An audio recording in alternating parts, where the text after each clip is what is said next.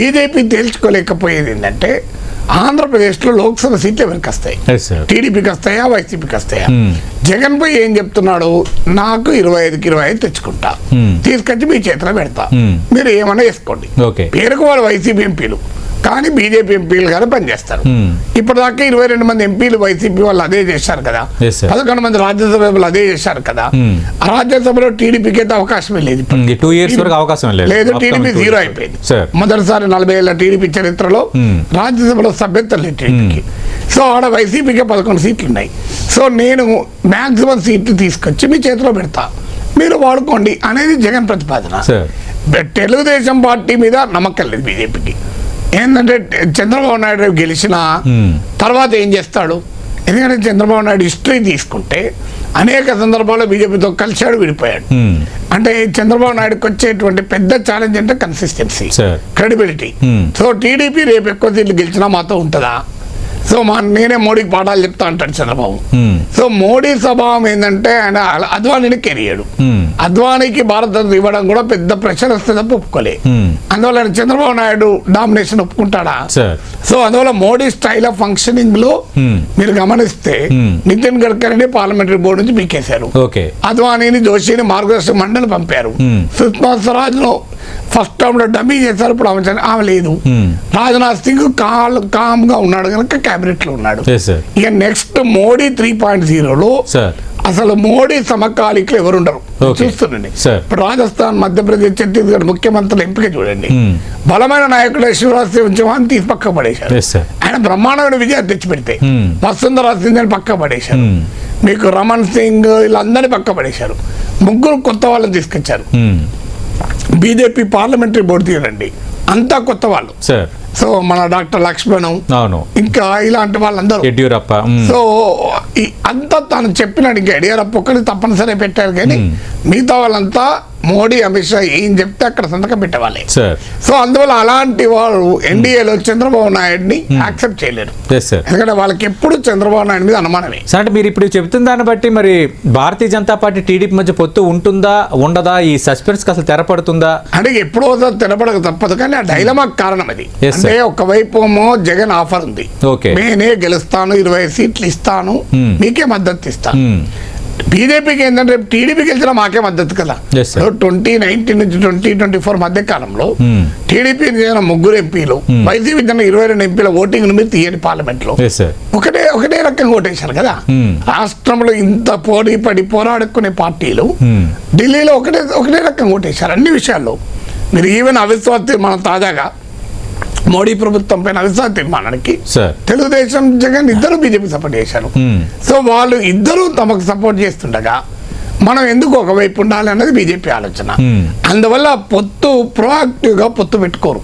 పొత్తు పెట్టుకున్న ఒకవేళ అది జగన్ను అంత సంగతి తేల్చాలి, జగన్ను దెబ్బతీయాలి, జగన్ను ఓడించాలి అనే అంత నిబద్ధతతో పొత్తు పెట్టుకోరు. మీరు చూస్తుండండి, జగన్ పట్ల వ్యతిరేకతను, తెలుగుదేశం పార్టీకి ఉన్న దుర్బల స్థితిని వాడుకొని తమకు ఎక్కువ సీట్లు తెచ్చుకునే ప్రయత్నమే బీజేపీ చేస్తుంది. అందువల్ల ఇంగ్లీష్ లో ఒక ఈడియం ఉంది, స్ట్రైక్ బట్ నాట్ వూండ్ అని. అంటే జగన్ కొట్టాలి కానీ గాయపరచకూడదు, బీజేపీ లక్ష్యం అది. BJP wants to strike Jagan but not wound Jagan. TDP ఏమో జనసేన ఏమో వూండ్ కాదు, ఫ్యాటల్ ఇంజురీ. వైసీపీకి ఇక కోలుకోనంత గాయాలు తగలాలని వీళ్ళిద్దరు లక్ష్యం.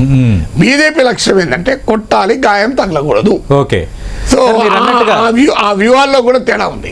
అదే మీరు అన్నట్టుగా ఇప్పుడు టీడీపీ, జనసేన అయినా లేదంటే టీడీపీ అయినా రేపు పొద్దున్న భారతీయ జనతా పార్టీతో పొత్తు కుదిరితే పోల్ మేనేజ్మెంట్ చాలా ఈజీగా చేయొచ్చు.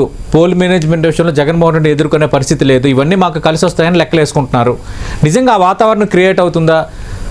పోల్ మేనేజ్మెంట్ కన్నా కూడా నా అంచనా ఏంటంటే, ఒకటి ఎలక్షన్ ఉంది, ఎలక్షన్ల తర్వాత కూడా ఇప్పుడు ఈసారి ఎన్నికల్లో తెలుగుదేశం కనుక ఓడిపోతే జగన్ మామూలుగా ఉండదు, సైర విహారం అంటే టీడీపీ పైన. సో ఇప్పటికే ఎన్నికలకు ముందే చంద్రబాబు నాయుడు జైలుకు పంపాడు, లోకేష్ ను పంపిస్తాడు అని వార్తలు వచ్చాయి. రేపు అక్కడ మోడీ గెలిచి ఇక్కడ జగన్ గెలిస్తే చంద్రబాబు నాయుడు, లోకేష్ ఎక్కడ ఉంటారు వేరే నేను చెప్పాల్సిన అవసరం లేదు, అది అనుభవంలో తేలింది ఈ మధ్య కాలాన్ని. సో ఇప్పుడు మోడీని ఎదుర్కొన్న హేమంత్ సోరెన్ ఎక్కడున్నాడు, మోడీని ఎదుర్కొన్న మనీష్ సిసోడియా ఎక్కడున్నాడు, మోడీని ఎదుర్కొన్న కేసీఆర్ కవిత ఎక్కడ దాకా పోయి వచ్చింది మనం చూసాం కదా. ఇవన్నీ మళ్ళీ మోడీని ఎదుర్కోవడం మానేశాడు. కవిత ఎక్కడ ఉంది? మళ్ళీ హైదరాబాద్ ఉంది. ఎదుర్కొన్నప్పుడు ఢిల్లీలో ఉంది, ఎదుర్కొన్నప్పుడు హైదరాబాద్ లో ఉంది. సో మీకు ఇది క్లియర్ గా కనబడుతుంది కదా. అందువల్ల మోడీ అండతో జగన్ దాడిని ఎదుర్కోవాలన్నది చంద్రబాబు లక్ష్యం. కానీ మోడీ చంద్రబాబును నమ్మే ప్రసక్తే లేదు.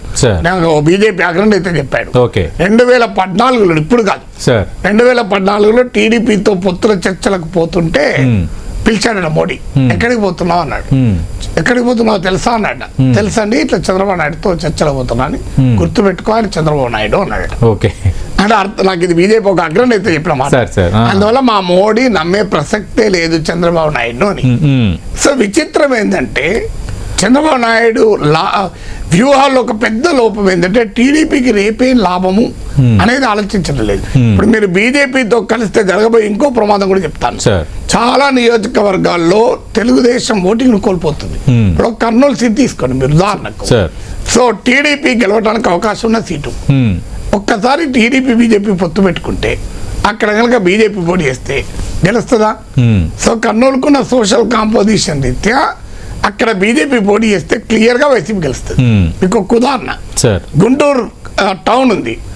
గుంటూరు టౌన్ లో ఇప్పుడు అమరావతి ఫీలింగ్ కావచ్చు, టీడీపీ జనసేన కలయిక కావచ్చు, రెండు బలమైన సామాజిక వర్గాల కమ్మ కాపుల కలయిక కావచ్చు, టీడీపీకి అప్పర్ ఇస్తుంది. కానీ గుంటూరులో ఒక సైజబుల్ మైనారిటీ పాపులేషన్ ఉంది. అది మీరు ముస్లిం పాపులేషన్ కానీ క్రిస్టియన్ పాపులేషన్ కానీ. ఒక్కసారి బీజేపీతో పొత్తు పెట్టుకున్నాక ఇది ఈ మైనారిటీ ఓటు వైసీపీ వెనుక కన్సాలిడేట్ అయ్యే అవకాశం ఉంటుంది. అందువల్ల ఈ పరిణామాల వల్ల అసలు బీజేపీతో పెట్టుకుంటే నష్టం అని టీడీపీ శ్రేణులు నెత్తి నోరుముట్టుకుంటున్నాయి. బీజేపీతో మనకు వచ్చే లాభం ఏంటి? ప్రత్యేక ఇవ్వలే, విశాఖ స్టీల్ ప్లాంట్ అమ్ముతున్నారు. అసలు వీళ్ళతో ఏం పెట్టుకోవాలంటే చంద్రబాబు నాయుడు మీరు ఏం మాట్లాడకండి, మీరు మనం బీజేపీతో మనకు అవసరం మనం పెట్టుకోవాలి. అయితే త్యాగాలకు సిద్ధపడాలి అని అంటున్నారు. త్యాగాలకు ఎవరు త్యాగం చేయాలి? ఆంధ్రప్రదేశ్ ప్రజలందరూ త్యాగం చేయాలి. మీ రాజకీయ అవసరాల కొరకు మేము విశాఖపట్నం స్టీల్ ప్లాంట్ త్యాగం చేయాలా? మేము అమరావతి త్యాగం చేయాలా? ఏం త్యాగం చేయాలి? మేము పెట్రోకెమికల్ కాంప్లెక్స్ త్యాగం చేయాలా? సో ఇప్పుడు చంద్రబాబు నాయుడు ఏం చెప్తున్నాడంటే మనం విశాఖపట్నం స్టీల్ ప్లాంట్ త్యాగం చేద్దాం, ప్రత్యేక హోదా త్యాగం చేద్దాం, అమరావతి రాజధాని త్యాగం చేద్దాం అంటే ప్రజలు ఎందుకు ఒప్పుకుంటారు? అందువల్ల టీడీపీ శ్రేణుల్లో మీరు ఎవరన్నా అడగండి, అసలు బీజేపీతో పొత్తు అంటే ఎట్టి పరిస్థితుల్లో ఒప్పుకోవడం లేదు. ఇది కూడా బీజేపీకి ఛాలెంజ్. రేపు నిజంగానే మనం పొత్తు పెట్టుకుంటాం, ఓటు ట్రాన్స్ఫర్ అవుతుందా? ఎందుకంటే టీడీపీ జనసేనల మధ్య ఓటు 100% ట్రాన్స్ఫర్ అవుతుంది. ఎందుకంటే పవన్ కళ్యాణ్ కష్టకాలంలో చంద్రబాబు నాయుడుకి అండగా ఉన్నాడు. వైసీపీ వ్యతిరేక ఓటు చీలకూడదు, ఎట్టి పరిస్థితుల్లో జగన్ మళ్ళీ అధికారంలోకి రాకూడదు అని పవన్ కళ్యాణ్ చంద్రబాబు నాయుడు ఏకకాలంలో చెప్తూ వచ్చారు. చాలా కాలం నుంచి ఒక బలమైన నరేటివ్ బిల్డ్ చేశారు. బీజేపీ ఆ నరేటివ్ బిల్డ్ చేయలేదు. ఇప్పుడు బీజేపీ నోటి ఎప్పుడన్నా ఒక్కసారి వచ్చిందా వైసీపీ వ్యతిరేక ఓటు చీలకూడదు, జగన్ వ్యతిరేక శక్తులు ఏకం కావాలి అని ఇంతవరకు ఒక్క బీజేపీ నాయకుడు చెప్పలే. పైగా ఏం చెప్తున్నారు, మా నాయకుడు సీఎం కావాలి. ఇలాగా మన విష్ణువర్ధన్ రెడ్డి స్టేట్మెంట్, ఇంకెవరికో మేమెందుకు ఊడిగం చేస్తాం, బీజేపీ ప్రభుత్వం ఏర్పాటు చేస్తుంది, డబుల్ ఇంజన్ సర్కార్ వస్తుంది. టీడీపీ వాళ్ళలో ఇది రెచ్చగొట్టడం కదా. చంద్రబాబు నాయుడు రెచ్చిపోకపోవచ్చు, సగటు టీడీపీ నాయకుడు ఏమనుకుంటారు అంటే మా బీజేపీ నాయకుడు సీఎం కావాలి, లేదు బీజేపీ ప్రభుత్వం రావాలి అంటే టీడీపీ శ్రేణులు జనశ్రేణులు కాయా కష్టం చేసి గెలిపిస్తే చంద్రబాబు నాయుడు ముఖ్యమంత్రి కాదని ఒప్పుకుంటారా? ఇప్పుడు జన సైనికుల్లోనే పవన్ కళ్యాణ్ ముఖ్యమంత్రి కావాలని ఉంటే టీడీపీ వాళ్ళని ఉండదు చంద్రబాబు నాయుడు ముఖ్యమంత్రి కావాలి. సో మరి బీజేపీ ముఖ్యమంత్రి ఎట్లయితాడు అంటే టీడీపీలో కూడా అనుమానం ఏంటంటే బీజేపీ ఏం చేస్తుందో, ఓ ఏక్నాథ్ షిందేని తీసుకొస్తుందా టీడీపీలా, ఓ అజిత్ పవార్ తీసుకొస్తారా, జూనియర్ ఎన్టీఆర్ రూపంలో అజిత్ పవార్ వస్తాడా, సో మీకు లోకేష్ పైకి అజిత్ పవార్ ఇప్పుడు సుప్రియా సులే మీదకి పంపారు కదా, అలా ఇక్కడ జూనియర్ ఎన్టీఆర్ తీసుకొచ్చి లోకేష్ మీద పెడతారా? సో ఏం చేస్తుంది బీజేపీ? ఎందుకంటే దేశవ్యాప్తంగా బీజేపీ చూస్తున్నారు కదా. సో అందువల్ల టీడీపీలో ఆ అనుమానము ఆ భయం ఉంది. ఇవన్నీ గందరగోళమై అసలు హోల్డ్లో పెట్టి బీజేపీ టీడీపీని టెన్షన్ పుట్టిస్తోంది. దీంతో వారు అభ్యర్థులు నిర్ణయించుకోలేకపోతున్నారు. సీట్లే నిర్ణయం కాదు, అభ్యర్థులు నిర్ణయం అవుతారు. అభ్యర్థులు నిర్ణయం తీసుకోవడానికి వాళ్ళు ముందుకు పోలేకపోతున్నారు.